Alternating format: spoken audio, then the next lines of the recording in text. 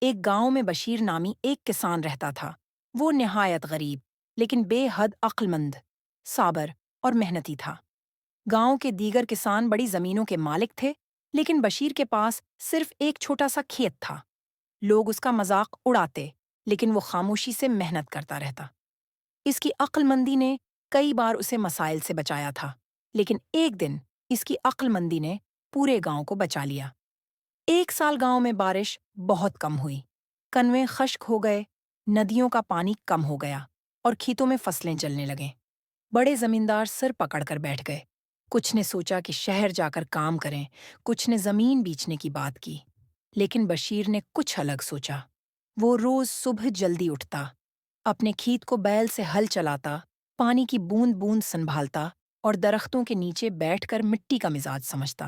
گاؤں والے ہنستے، یہ پاگل ہے، بارش کے بغیر کھیتی کون کرتا ہے؟ عقل مندی کی پہلی چال بشیر نے اپنی کھیت کے چاروں طرف گھاس اگا دی تاکہ نمی قائم رہے۔ اس نے پودوں کے درمیان چھوٹے گڑھے کھودے تاکہ بارش کی تھوڑی سی بوندیں بھی ضائع نہ ہوں۔ اس نے بارش کے پانی کو مٹکوں اور ٹینکوں میں جمع کرنا شروع کیا۔ وہ بانسوں سے ایک نظام بنایا جس سے ہر پودے کو آہستہ آہستہ پانی ملتا۔ بشیر نے ایک پرانی کتاب پڑھی تھی جس میں ڈرپ ایریگیشن کا ذکر تھا۔ اس نے اپنے طور پر وہی طریقہ اپنایا، لیکن بغیر کسی مشین کے۔ وہ خود لکڑی، بانس اور پرانی نلیوں سے ایک چھوٹا سا آبی نظام بنا بیٹھا۔ اس کے کھیت میں تھوڑی تھوڑی سبزیاں اگنے لگیں، جبکہ دوسروں کے کھیت ویران تھے۔ جب بڑے زمینداروں نے دیکھا کہ بشیر کا کھیت ہرا بھرا ہے تو حیران ہو گئے۔ وہ اس کے پاس آئے اور پوچھا، بشیر، یہ کیا جادو ہے؟ ہمیں بھی سکھاؤ۔ بشیر نے انکار نہیں کیا۔ اس نے کہا، یہ جادو نہیں، عقل، محنت اور تھوڑی سی سوجھ بوجھ ہے۔ اگر آپ سب مل کر کام کریں تو ہم پورے گاؤں کو ہرا بھرا بنا سکتے ہیں۔ گاؤں کی تقدیر بدلتی ہے۔ بشیر کی رہنمائی میں گاؤں کے لوگوں نے پرانے طریقے چھوڑ کر نئی سادہ تکنیکیں اپنائیں۔ سب نے بارش کا پانی جمع کرنا سیکھا، کھیتوں میں گھاس اگائی اور پانی کے نئے طریقے اپنائے۔ آہستہ آہستہ گاؤں میں ہریالی لوٹ آئی۔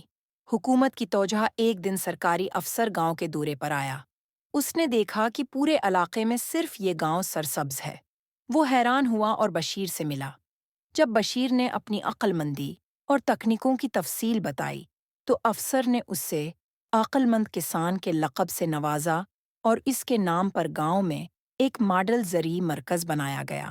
نتیجہ بشیر کی عقل مندی، صبر اور مسلسل محنت نے ثابت کیا کہ انسان اگر حالات سے نہ گھبرائے اور عقل سے کام لے تو وہ بڑے بڑے مسئلے بھی حل کر سکتا ہے۔